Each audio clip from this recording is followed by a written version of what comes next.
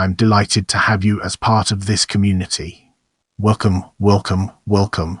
Thank you for joining us on this exploration of margin of appreciation. We hope you find it enlightening. The margin of appreciation or margin of state discretion is a legal doctrine with a wide scope in international human rights law. It was developed by the European Court of Human Rights to judge whether a state party to the European Convention on Human Rights should be sanctioned for limiting the enjoyment of rights. The doctrine allows the court to reconcile practical differences in implementing the articles of the Convention. Such differences create a limited right for contracting parties to derogate from the obligations laid down in the Convention. The doctrine also reinforces the role of the European Convention as a supervisory framework for human rights. In applying that discretion, the court's judges must take into account differences between domestic laws of the contracting parties as they relate to substance and procedure. The margin of appreciation doctrine contains concepts that are analogous to the principle of subsidiarity, which occurs in the unrelated field of EU law. The purposes of the margin of appreciation are to balance individual rights with national interests and to resolve any potential conflicts. It has been suggested that the European Court should generally refer to the state's decision, as it is an international court, instead of a Bill of Rights. Without further ado, let's move on to the topic of definition and origins. The phrase margin of appreciation is a literal translation of the French marge d'appréciation. The latter phrase refers to a notion of administrative law that was developed by the concealed stat, but equivalent concepts have also emerged in every other civil jurisdiction. At the level of the European Convention on Human Rights, a margin of appreciation refers to some latitude of deference or error which the Strasbourg organs will allow to national legislative, executive, administrative and judicial bodies. That is an intermediary norm in the jurisprudence of the European Court of Human Rights. It allows for some compromise between the aspirations of the Convention and the circumstances faced by a contracting party. The doctrine of administrative discretion first gained national levels of prominence, most notably under the German Bundesverwaltungsgericht Supreme Administrative Court before it was translated into a doctrine of supervisory discretion for a regional context. The concept of a margin of appreciation at the European level emerged through questions surrounding martial law. It was introduced to European Convention jurisprudence in 1956, which occurred through an opinion of the European Commission of Human Rights in Greece, the United Kingdom, to permit the United Kingdom, under Article 15, to derogate from its obligations during a time of public emergency in British Cyprus. Subsequently, the hearing for Lawless v. Ireland, that is, the first formally decided case of the court, included an oral argument from the Commission President Sir Humphrey Waldock. Later, the Belgian linguistic case No. 2 of 1968 introduced a margin of appreciation to circumstances that fell outside emergency situations that were identified by Article 15 of the European Convention. That case proved to be critical in establishing a wide scope for the emerging doctrine of discretion. It identified two key elements for establishing a margin of appreciation: a focused consensus standard among convention signatory states and a proportionality principle in the jurisprudence of the European Convention. The latter element consisted of two weighting factors, which are necessary to establish the extent of a particular margin. The factors are the nature of the right in question and the aim pursued by the contested measure.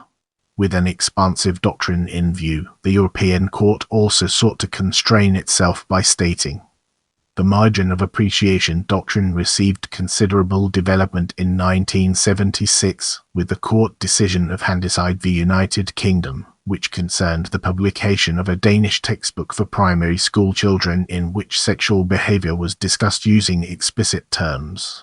It was successfully published in several signatory states but was met with controversy in the United Kingdom. Handicide, an English publisher, was convicted for violating domestic laws on obscene publications. The case that was brought before the European Court challenged whether the United Kingdom could infringe freedom of expression under Article 10 on the ground of protecting moral norms. The fact that the Little Red Schoolbook had been received in other European countries formed a basis for that challenge. However, the court permitted the imposed limitation on freedom of expression and found no violation of the convention. It held. With that judgment, the European Court reinforced its distinction between the supervisory jurisdiction of the convention framework and domestic forms of discretion. However, it also affirmed, in the case of ZV Finland, while accepting that individual interests could sometimes be outweighed by the public interest in the investigation and prosecution of crime, the court emphasized the fundamental importance of protecting the confidentiality of medical data for the sake of personal privacy and to preserve confidence in the medical profession and the health services. It found that measures including the disclosure of the applicant's medical records without her consent in the course of criminal proceedings against her husband amounted to a violation of Article 8. Let's zoom in on scope and application and understand its implications. The European Court decision in Handicide v United Kingdom framed the margin of appreciation doctrine in terms of a systemic tension in the European Convention framework. It is therefore easy to distort the concept in a negative sense to circumvent the express requirements of the Convention. However, the official position of the Court is that a margin of appreciation must be derived from a just balance between the protection of the general interest of the community and the respect due to fundamental human rights while attaching particular importance to the latter. That precedent illustrates some continuity between the original function of a margin of appreciation as a justified derogation simpliciter and its present purpose of delimiting rights and freedoms for individuals in relation to state parties. However, a clear distinction has also been made between this latter substantive purpose, which evolved over time, as well as the structural aim of the doctrine. The structural purpose for a margin of appreciation was to construct a geographically and cultural plural notion of implementation. As a result, the doctrine has continued to subsist in an unstructured set of elements. That is possible because the foundation concept of a margin is essentially abstract in nature and less connected to the core purposes of the Convention, especially when it is compared with other interpretive principles like legality or the effective protection of rights. Since justification for any derogation from the European Convention ultimately rests on the concept of democratic necessity in a society, margins of appreciation are situation-oriented, and the case law on the subject frequently lacks consistency. The expanded margin of appreciation doctrine has been used to interpret European Convention guarantees regarding due process Articles 5 and 6 and personal freedoms Articles 8-11. That infused the doctrine with a sense of ubiquity and has led to its invocation in major legal developments, including challenges surrounding discrimination as they relate to human rights.